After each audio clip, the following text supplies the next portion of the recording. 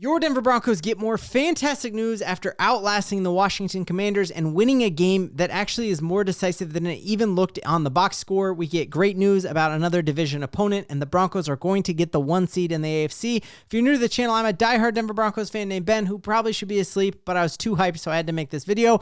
Helps me in the YouTube algorithm out a ton. If you like the Broncos, smash that like and subscribe button.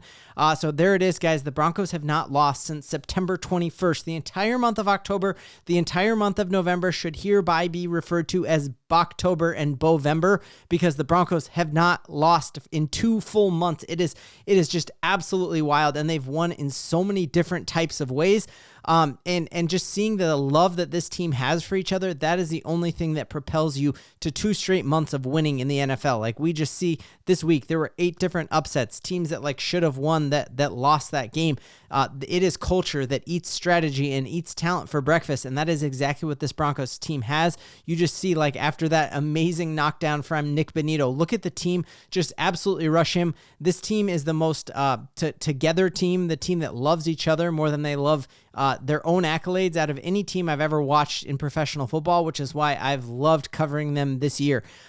In addition to that, we see that the Broncos broke a huge streak. We've shown that we could win overseas. We could win in Philadelphia. We could beat our division rivals. We can win scoring 33 points in the fourth quarter. And now the Broncos have hopefully crashed that last hurdle, which is, can they win in overtime? The Broncos have not won an overtime game in the last 5 of them. The last time we did it was against the Browns back in 2015. And obviously last year, we all remember that game against the Cincinnati Bengals. Your Broncos did something like Sean Payton is just the streak breaker. How many streaks does he have to break until they're all gone? Because Sean Payton has broken all of them, and now it is the Broncos owning streaks, like winning streaks against the Raiders, winning streaks against the Chiefs. That is going to be absolutely what happens. In addition to that, this game, everyone's going to hate on this game just like they hated on us for beating the Texans, and now all of a sudden the Texans are good, just like they hated on us for beating the Cowboys, and now the Cowboys have won 3 straight. They're going to crap on us for this game and be like, well, the Commanders aren't very good. The thing you got to know, though, is like every team is good in the NFL. This team is still good. They took the Detroit Lions all the way to the NFC champion, or they made it to the NFC championship game and beat the Detroit Lions, the 1 seed last year. It's a good team. And in addition to that, I don't know a more lopsided game when it comes to officiating that I've ever seen in my entire life. And you just see multiple people pointing out on Twitter, how many times this year are you going to hear the rules analysts come on and actually tell you, oh, that's actually the wrong call. Like we remember the Indianapolis game and that leverage call.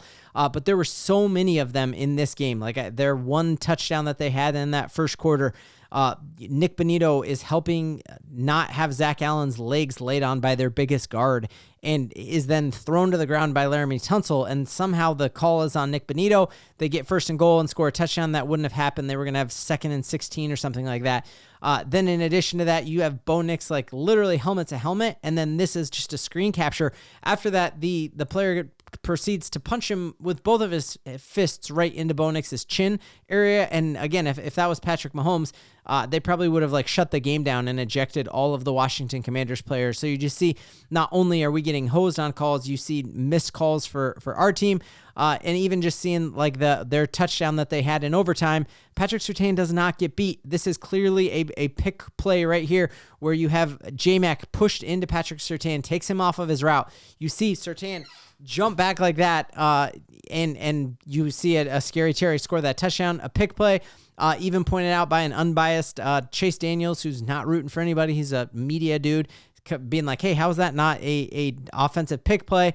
And then in addition to that, you see just multiple times that Talanoa Hufanga play at the end. That was a tipped ball that Marcus Mariota throws up at the end of that game, which is why it looked like it was a punt coming out of there. And so there is no pass interference on a tipped ball. And so that was just another play. And it was so bad that you even have former Denver Broncos Shelby Harris, who's made stops on multiple places just after the game was finally over, be like, ball don't lie, which is basically saying like, hey, the Broncos are a better team.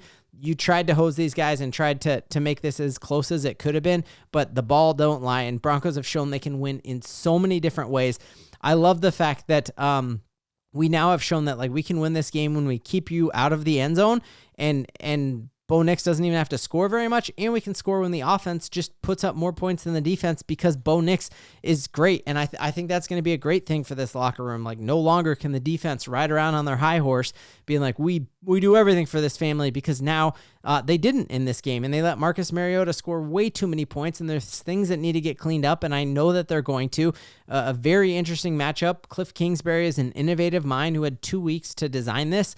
Marcus Mariota was a starting quarterback at one point in the league, and so he's a good player. And so I think this is going to be low-key a good thing for the Denver Broncos long-term, because it's just showing that, like, hey, this is all about the team. There is not one dominant part of this team and one horrible part of this team. This whole team matters. I also love the fact that the entire national media had to watch Bo Nix be incredible tonight, and I think the national media who sleeps on the Broncos, that's not going to be able to happen anymore.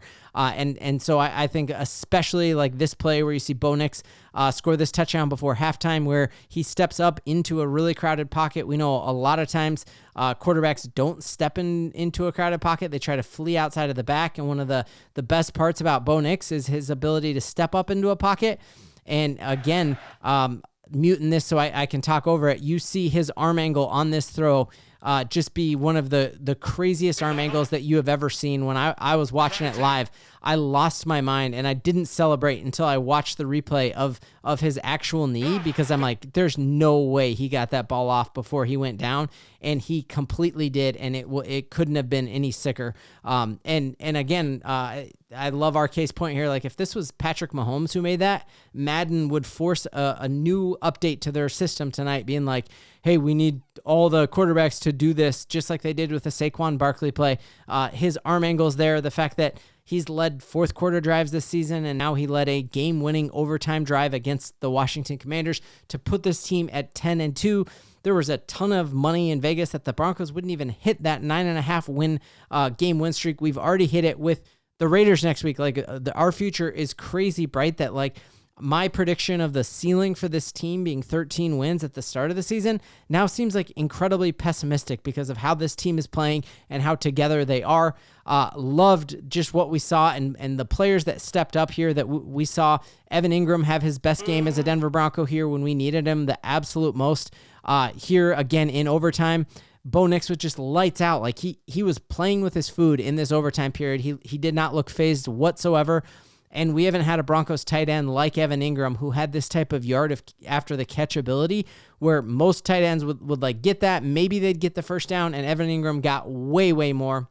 We've now seen him do this ability, this yard after catch, multiple times, again, in the clutchest moments, and he shook off a miss early in that game. I think he had 2 drops early in that game and came on so strong. I think the back injury he sustained early in the season is a bigger deal than most folks are letting onto, and I think we are just starting to see the floor for what this Denver Broncos offense can be. We already know what our defense can be. We know Bo Chapman-Nix is 10-2 as a sophomore quarterback. We know we haven't lost a game since September 21st, and our future could not be more wildly bright.